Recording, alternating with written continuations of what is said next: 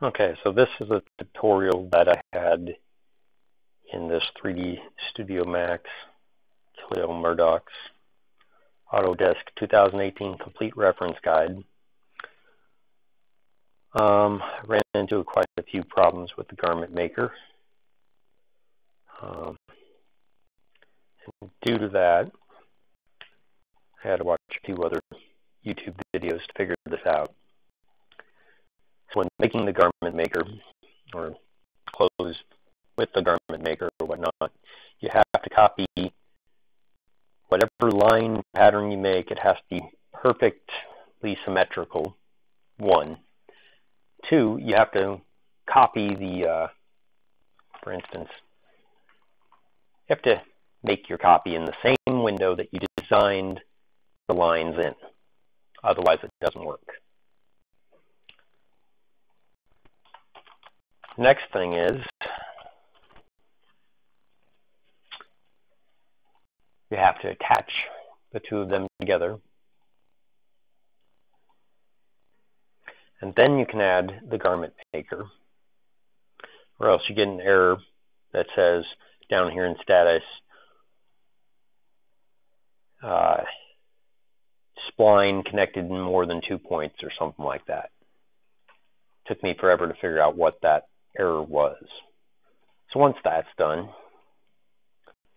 then you can select your panel and move your panel where you need it to be and line it up.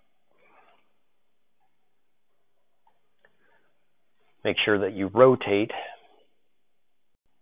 it 180 degrees. And of course, it's going to disappear. Why shouldn't it disappear? I've had nothing but problems with this all night long. 180. Okay, it rotated 180 degrees. Good. Let's leave it there.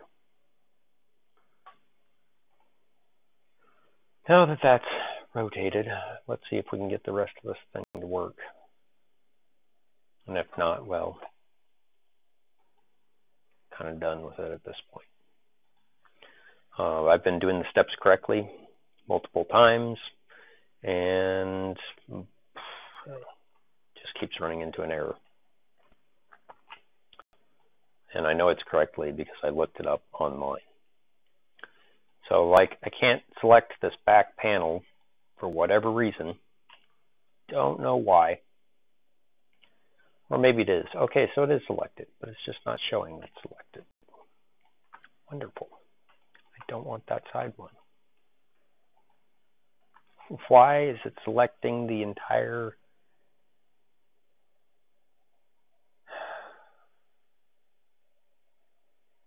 Okay. Break it.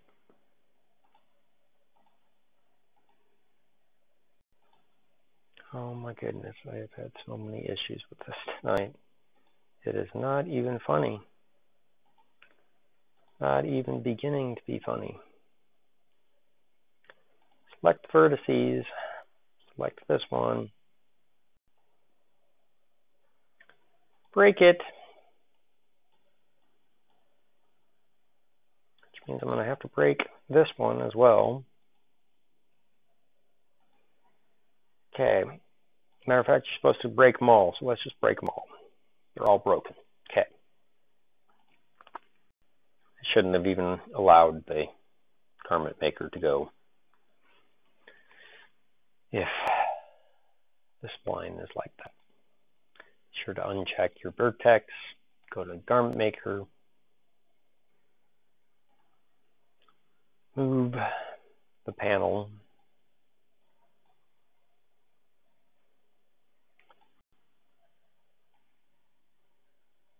Frustration in my voice comes from working on this for the last 4 hours and having nothing but problems.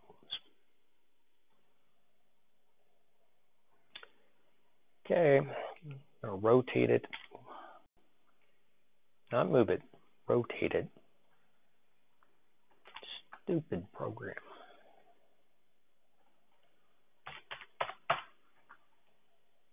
Did it disappear on me again? Why in the world did it do that? Go back. This one. Change it to local. I would like it rotated 180 degrees.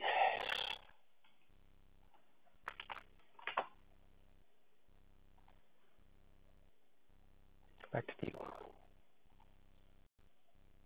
Select this panel. Snap is on. Rotated 180 degrees. Okay, now that that's done, let me move on to the next section. Scenes.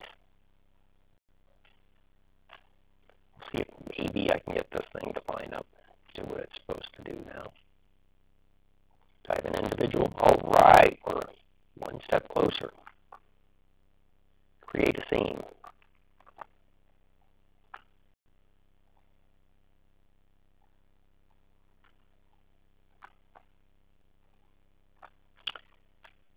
Okay.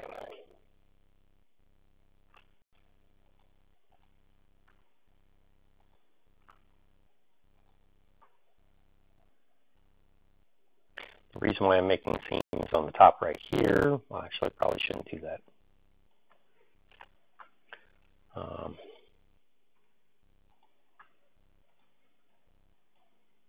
It's because I had problems in the past, but I think it was because I needed to rotate it.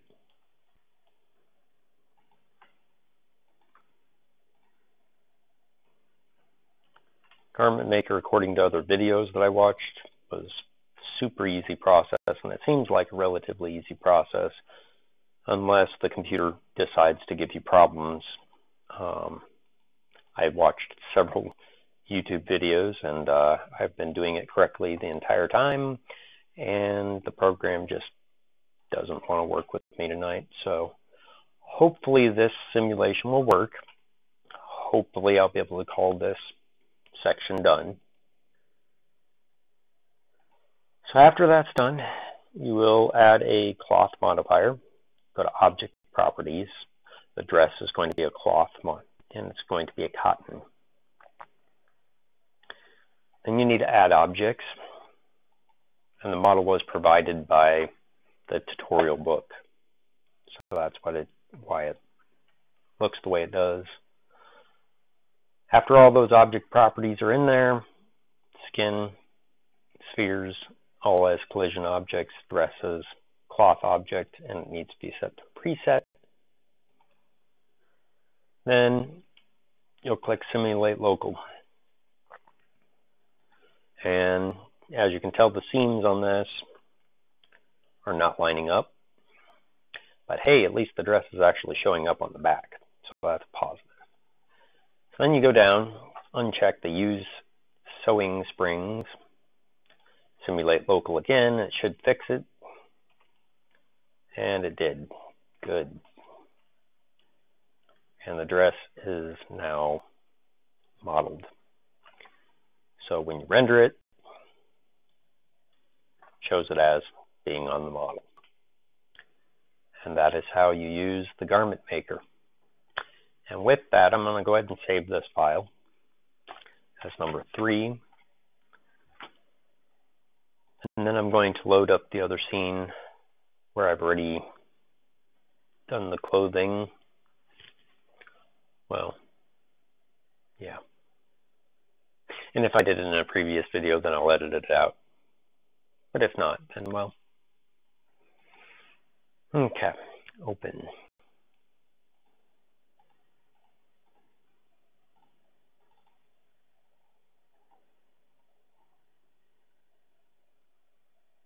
Hair mapping didn't work.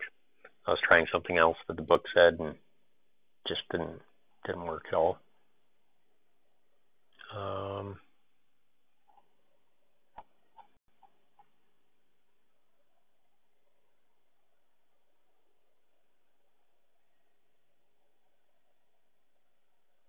For the life of me, I can't remember which file it is.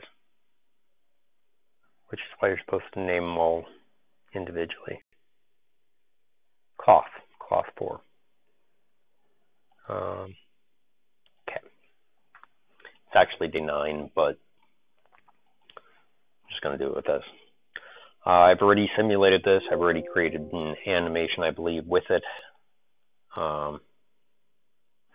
So basically the cloth will fall down on the guy that's laying on the bed and wrap underneath the bed there. And the blanket actually has a design attached to it. So once it's rendered, I'm just going to render that scene. Render setup. Make sure I don't rewrite the AVI file because I don't want to do that. So I already have a cloth AVI. That was the simulation for it. I'll upload the video for the cloth separate from this one. But this is just to show that I've done the file itself. So that's cloth. That's creating cloth panels with the garment maker, simulating cloth dynamics, and using a cloth modifier. So that's section 7 of the hair, fur, and cloth competency. So I'm going to go ahead and